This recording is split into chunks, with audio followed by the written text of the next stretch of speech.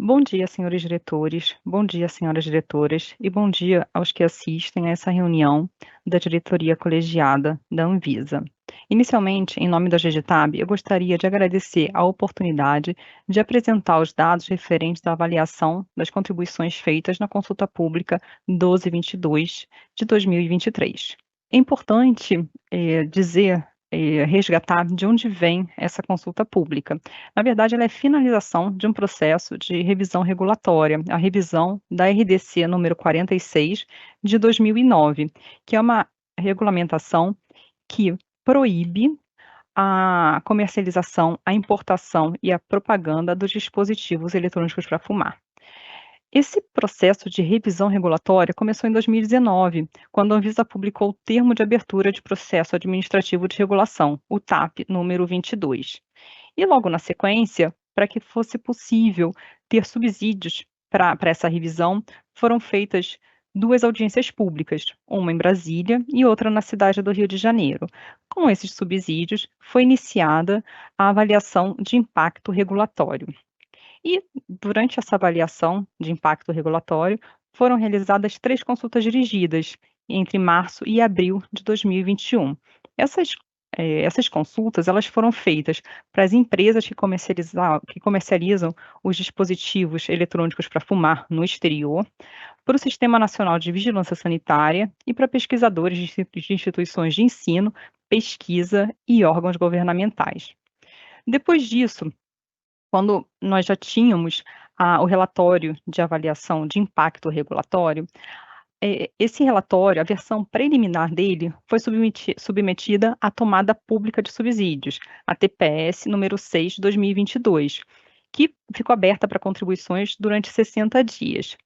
Então, a área técnica recebeu essas contribuições, avaliou e elaborou o relatório final de análise de impacto regulatório, o AIR, que foi aprovado pela diretoria colegiada da Anvisa na reunião extraordinária pública 10 de 2022. Depois disso, depois da publicação desse relatório, depois da aprovação dele, a área técnica se debruçou, junto com o diretor supervisor e o diretor relator, sobre uma possibilidade de texto a ser submetido à consulta pública. Então, um texto normativo para ser submetido à consulta pública. E esse texto, ele foi aprovado no dia 1º de dezembro de 2023, durante uma reunião ordinária pública da DICOL. E a consulta pública, ela ficou aberta para receber contribuições durante 60 dias, então, entre o dia 11 de dezembro de 2023 e o dia 9 de fevereiro de 2024. Agora, é importante falar alguns aspectos relacionados à consulta pública. A consulta pública ela é um importante instrumento de participação social, mas o objetivo dela é que se tenha contribuições acerca do texto que é apresentado, né, desse instrumento normativo. Então, não é uma enquete ou uma pesquisa de opinião. E o principal objetivo, então, é submeter a contribuições da sociedade uma proposta de texto para o instrumento regulatório. Quando se chega a essa etapa de uma proposta de termo normativo, o assunto ele já foi muito bem estudado e muito bem avaliado. E nesse caso concreto, foi feita uma análise de impacto regulatório com a identificação de uma alternativa regulatória adequada. E agora é importante apresentar os principais números dessa consulta pública. Então, nós obtivemos mais de 60 mil acessos ao formulário, mas não foram contribuições. Para fazer uma contribuição, tinha que preencher o formulário, finalizar e enviar. Então, nós tivemos mais de quase 14 mil formulários preenchidos, finalizados e enviados conforme as instruções disponíveis à época. 13.614 desses formulários foram preenchidos por pessoa física e 316 por pessoa jurídica.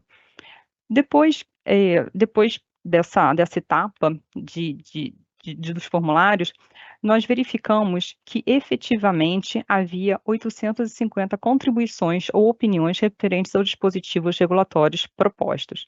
Além disso, a área recebeu 86 arquivos que foram anexados aos formulários como complementação às contribuições feitas.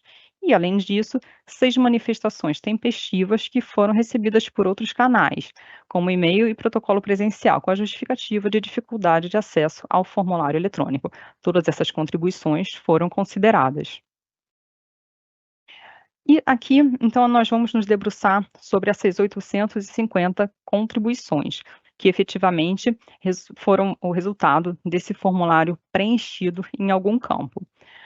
Bom, como nós podemos observar, a maior parte das contribuições foi feita na ementa 257. Isso foi seguido pelo artigo 1º e pelo artigo 3º, com 104 contribuições.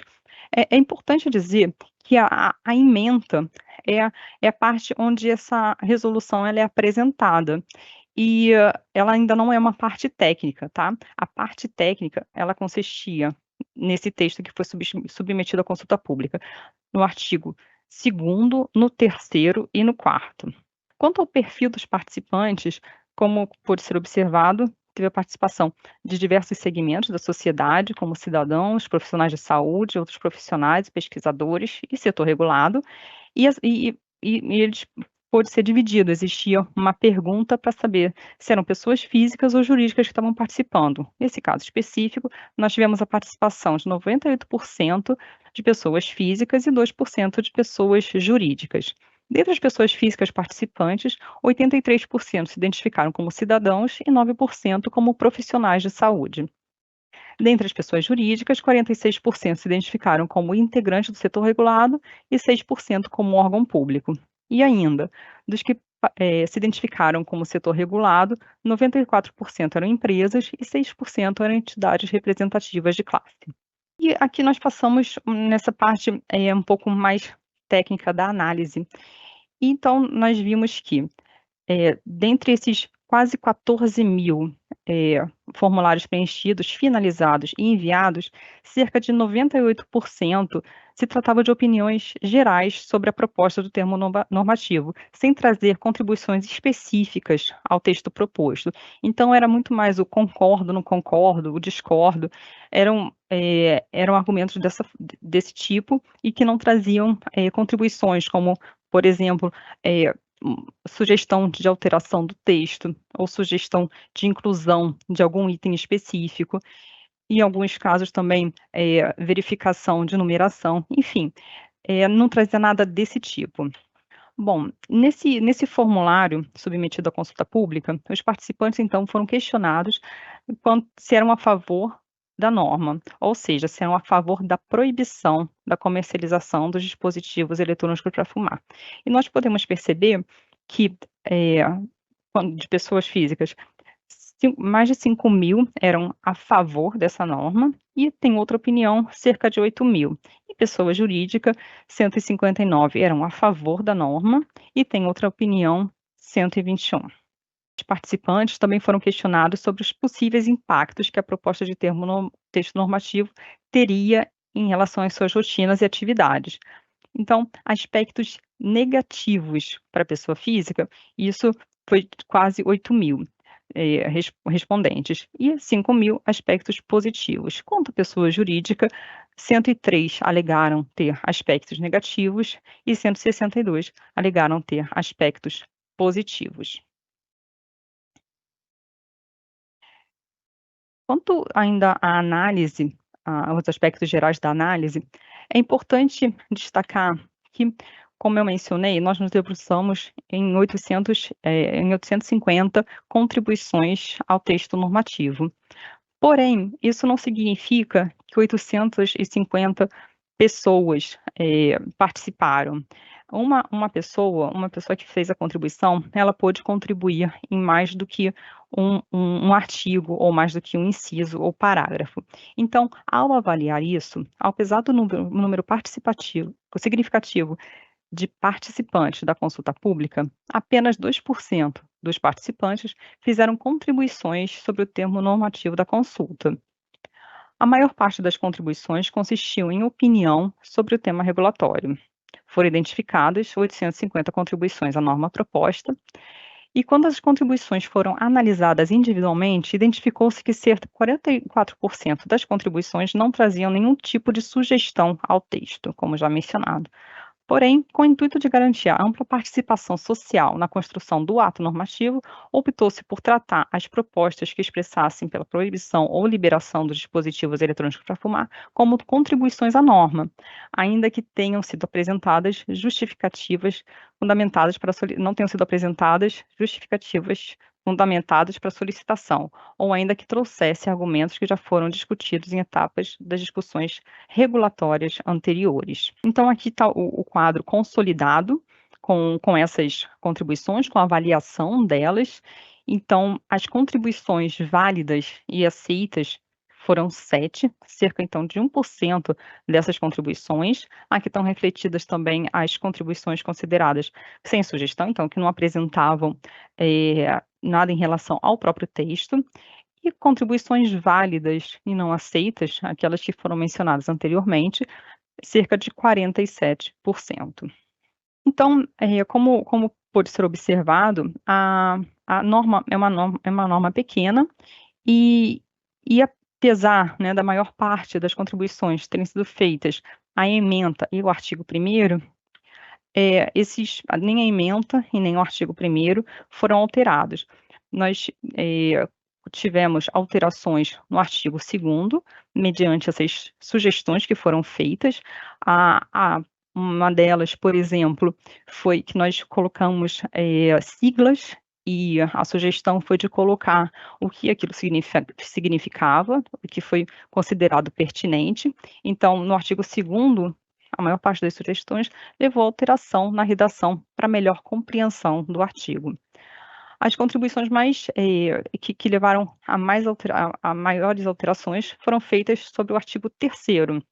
O artigo ele foi dividido entre o artigo 3º e o artigo 4º. Verificou-se que, para o melhor entendimento, como esse artigo ele estava tratando de obrigações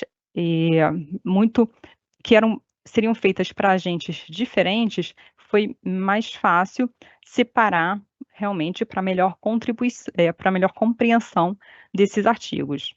Recebemos também uma contribuição para que se tivesse um maior detalhamento de proibições de importação atualmente existentes, já que foi identificado que haveria algum desconhecimento sobre algumas modalidades de importação ou dessa